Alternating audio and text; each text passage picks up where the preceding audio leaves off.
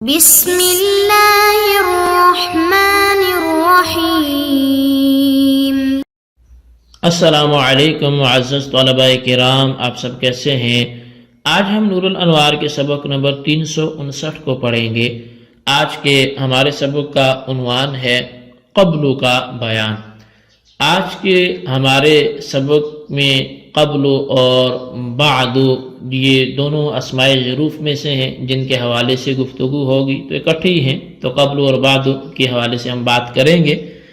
تو آج کے ہمارے سبق کی عبارت وقبل للتقدیم سے شروع ہوتی ہے۔ آئیے سب سے پہلے عبارت پڑھ کے اس کا ترجمہ کرتے ہیں، اس کے بعد اس کی وضاحت کی طرف بڑھتے ہیں۔ تو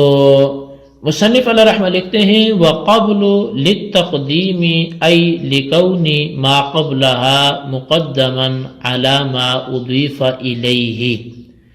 اور کلمہ قبل تقدیم کے لیے وضع کیا گیا ہے، یعنی اس لیے موضوع ہے کہ اس کا ما قبل اس چیز پر مقدم ہو جس کی طرف اس کو مضاف کیا گیا ہے۔ وبعد للتاخیر ای لکون ما قبلها مؤخرا عما اضیف الیہ، اور جو بعد ہے یہ تاخیر کے لیے ہے، یعنی کہ یہ اس لیے موضوع ہے کہ اس کا ما قبل اس چیز سے مؤخر ہو جس کی طرف وہ مضاف ہے۔ وحکمها فی الطلاق ضد حکم قبل ای فی کل موضع یقع فی لفظ قبل طلاق واحد یقع فی لفظ بعد طلاقان، وفی کل موضع یقع فی لفظ قبل طلاقان یقع فی لفظ بعد طلاق واحد علی ما قال، اور اس کا حکم طلاق کے باب میں قبل کے حکم کے برعکس ہے، اس کی ضد ہے، یعنی ہر اس جگہ میں جہاں لفظ قبل کی صورت میں ایک طلاق واقع ہوگی وہاں لفظ بعد کی صورت میں دو طلاقیں واقع ہوں گی، اور ہر اس جگہ میں جہاں لفظ قبل میں دو طلاقیں واقع ہوں گی وہاں لفظ بعد کی صورت میں ایک طلاق واقع ہوگی، جیسا کہ کہا گیا ہے وَإِذَا قُيِّدَتْ بِالْكِنَايَةِ كَانَتْ صِفَةً لِمَا بَعْدَهَا، ای اذا قید کل من القبل والبعد بالکنایة بأن يقول انت طالق واحدة قبلها واحدة او بعدها واحدة تكون القبلیة او البعدیة صفة لما قبلها في المعنى وإن كانت بحسب الترکیب النحوی صفة لما قبلها فیقع فی الاول طلاقان وفی الثانی طلاق واحد، اور جب ان الفاظ کو کنایہ کے ساتھ مقید کیا گیا ہو تو یہ اپنے ما بعد کی صفت واقع ہوتے ہیں، یعنی قبل اور بعد میں سے ہر ایک لفظ جب کنایہ کے ساتھ مقید کیا گیا ہو اس طور پر کہ کوئی شخص اپنی بیوی سے کہے انتی طالق واحدة قبلها واحدة یا بعدها واحدة،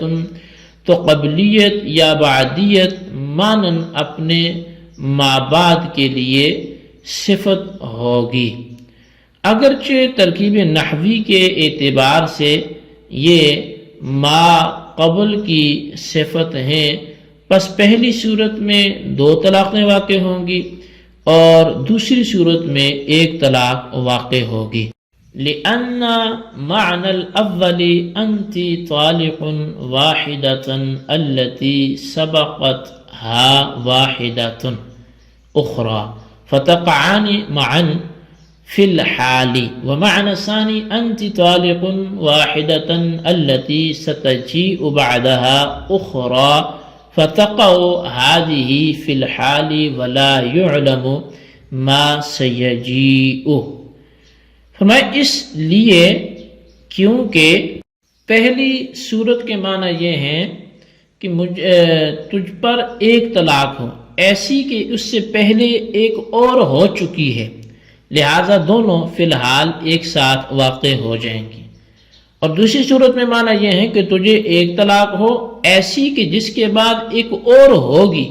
لہذا فی الحال یہی ایک طلاق واقع ہوگی اور جو آئے گی اس کا علم نہیں ہے۔ جی طلبہ کرام، یہ تھی ہمارے آج کے سبق کی عبارت، اس کا ترجمہ، اور آئیے اب آج کے سبق کی وضاحت کی طرف ہم بڑھتے ہیں۔ اسماء ظروف میں سے لفظ قبل اور لفظ بعد یہ بھی ہیں۔ مصنف نے فرمایا کہ لفظ قبل تقدیم کے لیے وضع کیا گیا ہے، یعنی لفظ قبل اس لیے وضع کیا گیا ہے کہ اس کا ما قبل اس کے مضاف الیہ پر مقدم ہو، اور لفظ بعد تاخیر کے لیے وضع کیا گیا ہے، یعنی لفظ بعد اس لیے وضع کیا گیا ہے تاکہ وہ اس بات پر دلالت کرے کہ اس کا ما قبل اس کے مضاف الیہ سے مؤخر ہے۔ طلاق کے باب میں لفظ بعد کا حکم لفظ قبل کے حکم کے برعکس ہوتا ہے، یعنی جس جگہ لفظ قبل کی صورت میں ایک طلاق واقع ہوتی ہے اس جگہ لفظ بعد کی صورت میں دو طلاقیں واقع ہوں گی، اور جس جگہ لفظ قبل کی صورت میں دو طلاقیں واقع ہوتی ہیں اس جگہ لفظ بعد کی صورت میں ایک طلاق واقع ہوگی۔ مصنف نے فرمایا کہ اگر لفظ قبل اور بعد کو کنایہ یعنی ضمیر کے ساتھ مقید کر دیا گیا، یعنی ان کا مضاف الیہ ضمیر کو بنایا گیا، تو یہ دونوں ترکیب نحوی کے اعتبار سے اگرچہ اپنے ما قبل کی صفت واقع ہوتے ہیں لیکن معنی کے اعتبار سے اپنے ما بعد کی صفت واقع ہوں گے۔ مثلا اگر کسی نے اپنے غیر مدخول بہا بیوی سے خطاب کر کے کہا کہ انتی طالق واحدۃ قبلہا واحدۃ، یا یوں کہا انتی طالق واحدۃ بعدہا واحدۃ، کہ تجھے ایک طلاق اس کے بعد ایک طلاق، کہ تجھے ایک طلاق اس سے پہلے ایک طلاق، تو ان دونوں صورتوں میں لفظ قبل اور بعد معنی کے اعتبار سے اپنے ما بعد کی صفت واقع ہوں گے، اور پہلی صورت میں دو طلاقیں واقع ہوں گی اور دوسری صورت میں ایک طلاق واقع ہوگی۔ اس کی وجہ یہ ہے کہ پہلی صورت میں یعنی انتی طالق واحدۃ قبلہا واحدۃ کا مطلب یہ ہوگا کہ تجھ پر ایک ایسی طلاق واقع ہو جس سے پہلے ایک اور طلاق واقع ہو چکی ہو۔ تو الحاصل یہ کہ انتی طالق واحدۃ کے ذریعے ایک طلاق زمانہ حال میں واقع کی گئی ہے، اور قبلہا واحدۃ کے ذریعے ایک طلاق اس سے بھی پہلے زمانے یعنی ماضی میں واقع کی گئی ہے۔ لہذا جو طلاق انتی طالق واحدۃ کے ذریعے زمانہ حال میں واقع کی گئی ہے وہ بھی زمانہ حال یعنی ابھی زمانہ تکلم میں ہی واقع ہو جائے گی، اور قبلہا واحدۃ کے ذریعے جو طلاق اس سے پہلے زمانے یعنی زمانے ماضی میں واقع کی گئی ہے وہ بھی اس کے ساتھ ساتھ زمانہ حال میں ہی واقع ہو جائے گی، کیونکہ بقول صاحب ہدایہ ایقاع طلاق فی الماضی ایقاع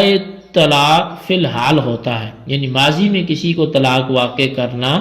وہ فی الحال طلاق واقع کرنا ہے، یعنی جو طلاق زمانہ ماضی کی طرف نسبت کر کے دی گئی ہو وہ زمانہ حال میں واقع ہوتی ہے، لہٰذا یہ بھی پہلی کے ساتھ ساتھ زمانہ حال میں واقع ہو جائے گی، اور مذکورہ غیر مدخول بہا عورت پر ایک ساتھ دو طلاقیں واقع ہوں گی۔ اور جو دوسری صورت ہے کہ انتی طالق واحدۃ بعدہا واحدۃ، تجھے ایک طلاق ہو اور اس کے بعد ایک طلاق ہو، تو اس کا مطلب یہ ہوگا کہ تجھ پر ایک ایسی طلاق واقع ہو جس کے بعد ایک اور واقع ہو، یعنی انتی طالق واحدۃ کے ذریعے ایک طلاق زمانہ حال میں واقع کی گئی اور بعدہا واحدۃ کے ذریعے ایک طلاق اس کے بعد یعنی زمانہ مستقبل میں آئندہ کے زمانے میں واقع کی گئی ہے۔ بس انتی طالق واحدۃ کے ذریعے جو طلاق زمانہ حال میں واقع کی گئی ہے وہ تو واقع ہو جائے گی کیونکہ یہ ابھی فی الحال یہ چل رہا ہے، لیکن بعد واحدۃ کے ذریعے جو طلاق اس کے بعد واقع کی گئی ہے وہ واقع نہیں ہوگی۔ اس کی وجہ یہ ہے کہ غیر مدخول بہا عورت پر چونکہ عدت واجب نہیں ہوتی، اس لیے وہ ایک طلاق کے بعد دوسری طلاق کا محل ہی نہیں رہی،